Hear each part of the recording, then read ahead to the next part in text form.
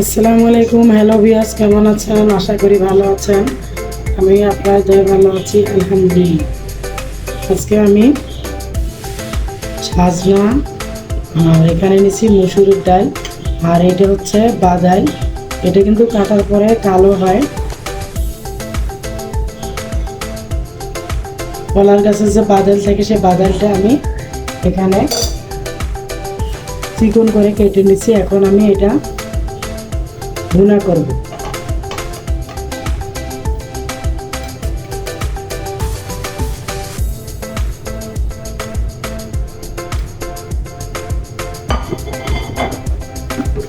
এখন দিয়ে দিব পরিমাণ মতো লবণ।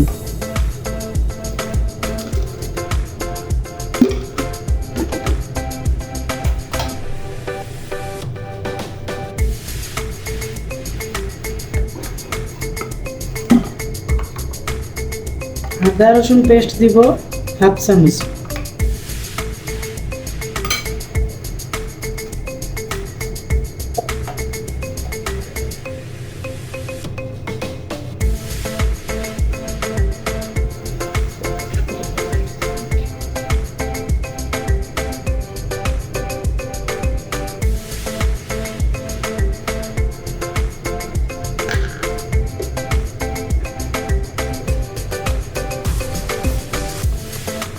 হলুদ গুঁড়ো দিব হাফ চামচ।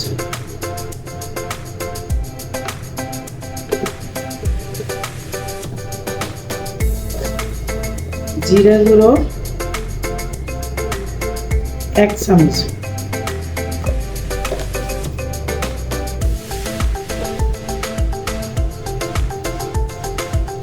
পেঁয়াজ কুচি, কাঁচামরিচ।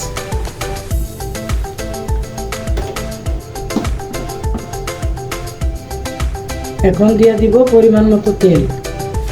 এখন দিয়ে দিব পরিমাণ মতো তেল।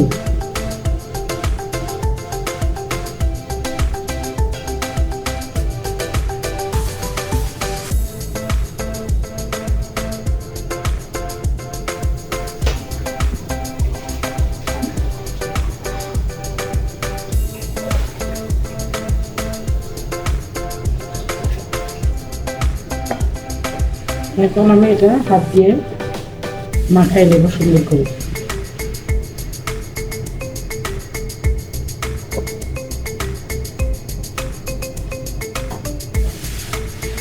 বাদাম কিন্তু শরীরের জন্য অত্যন্ত ভালো একটা খাবার। আর সাজনাও, যেহেতু এখন প্রচুর গরম, এসব জিনিস সবাইরে খেতে হবে, তবে শরীর স্বাস্থ্য ভালো থাকবে। এখন দিয়ে দিব পানি। পানিটা আমি একবারে দিব যাতে সবগুলো একবারে সিদ্ধ হয়ে যায়।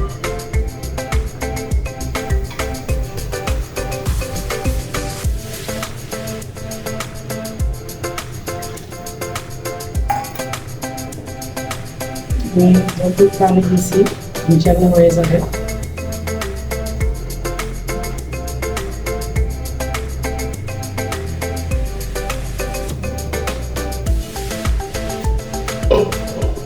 ঢেকে দিব সিদ্ধ হওয়া পর্যন্ত। এটা জাল করে নিব।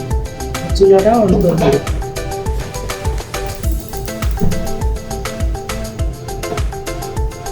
মিডিয়াম আঁচে রান্না করতে হবে।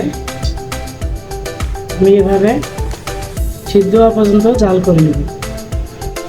সাজনা দিয়ে বাদাল দিয়ে মসুরের ডাল রান্না হয়ে গেছে। এখন সর্বশেষ দিয়ে দিব পাঁচফোড়ন গুঁড়ো। পাঁচফোড়ন গুঁড়োটা অবশ্যই দিতে হবে। ব্যাস, রান্নাটা আমার হয়ে গেছে। একটু পরে কিন্তু এটা ঘন হয়ে যাবে। চুলাটা অফ করে দিব। এখন আমি এটা পরিবেশন করব। মসুরের ডালের সঙ্গে বাদাল আর সজনা আমি রান্না করলাম, দেখেন। এটা কিন্তু একটু পরে অনেক ঘন হয়ে যাবে। আর বেশি ঘন হলেও ভালো লাগবে না, বেশি পাতলা হলেও ভালো লাগবে না। আমি যেভাবে রান্না করলাম আপনারা বাসায় ওইভাবে রান্না করবেন, দেখবেন অনেক ভালো লাগবে। আর ভালো লাগলে আমার চ্যানেলটা সাবস্ক্রাইব করবেন। ভালো থাকবেন। আল্লাহ হাফেজ।